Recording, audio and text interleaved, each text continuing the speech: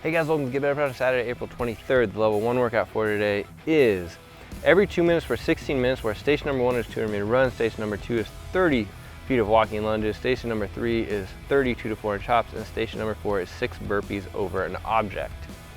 So we've got a EMOM style workout here, or every 2 minute style workout here, where you're gonna get rest built in ideally on each one of these. If you're not getting these movements done at around a minute, so you have a minute rest, or maybe a little bit over a minute, then you should probably scale the repetitions of the movement down so that you have the rest built into this workout. For me, the 200-meter run is probably gonna be the hardest part, and then the burpees over the object, knowing that I can get through the walking lunges and the hops without too much trouble at all. So that's how I would approach this. Make sure you check out the warm-up in the description down below so you're fully warmed up, ready to go for this workout. If you have any questions, always reach out and ask, and overall, have fun. We're running, one of my favorites. You're gonna put yourself in a great postural position, chest up, shoulders back, feet underneath your hips. And what you're gonna be doing from here is you fall forward from your ankles and then pick up your feet as you need to because of the fall, rather than pushing yourself off. So gravity is actually moving us forward, and we're catching it as much as we can. There's still gonna be a little bit of a push off just to get our feet into the right position, but it's amazing how much you can use gravity in order to move yourself forward quickly when you're running. So everything stays aligned as you're running.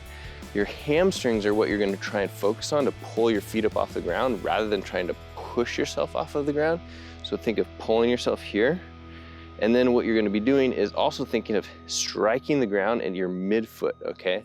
So right about there, rather than a toe strike or a heel strike. And the heel strike is really one that you don't want to do, even though we have these big heels on our shoes.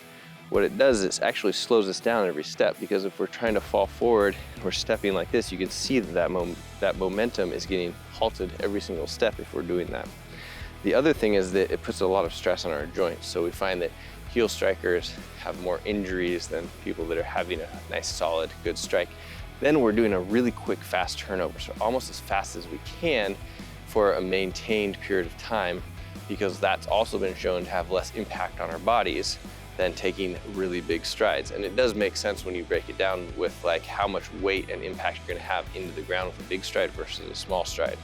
Then what we're gonna be doing is looking at our upper body. So we're gonna be acting kind of like a robot where we're trying to clean a big, thick piece of glass, just like this.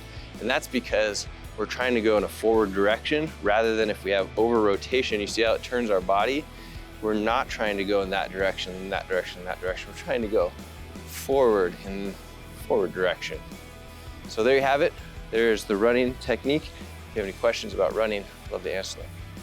For walking lunges, there are a couple things that you want to make sure that you're thinking about as you're doing the walking lunges. The first thing is that you're going to take a nice big step out. And what this is going to do, or what our goal here, is keeping the knee in the direction of the toe or slightly to the outside.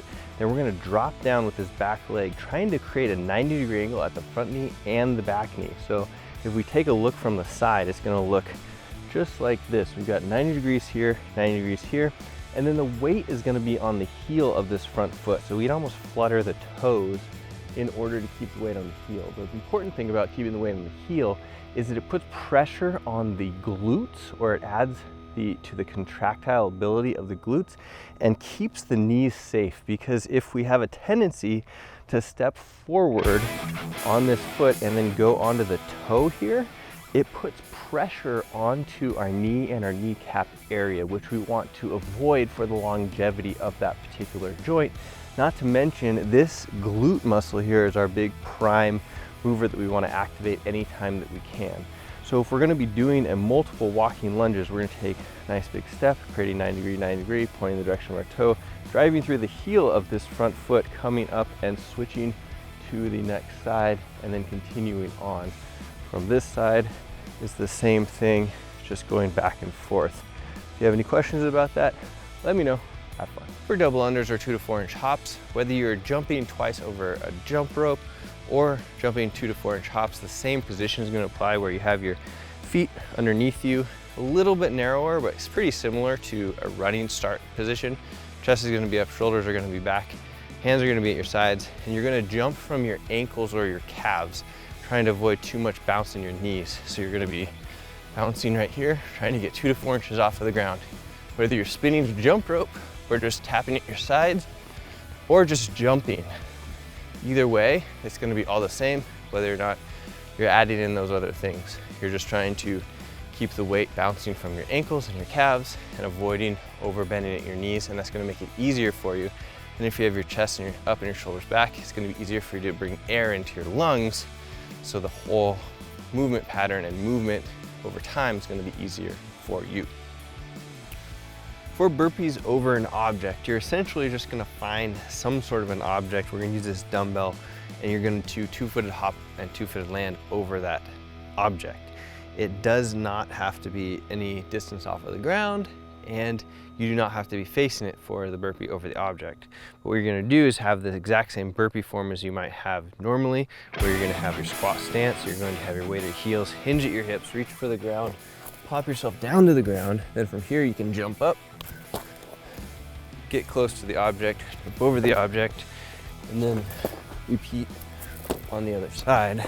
Or if it doesn't feel good for you to jump up, you can step down, step up, jump, and then repeat the process on the other side for whatever feels right for you for that particular up and down on the burpee.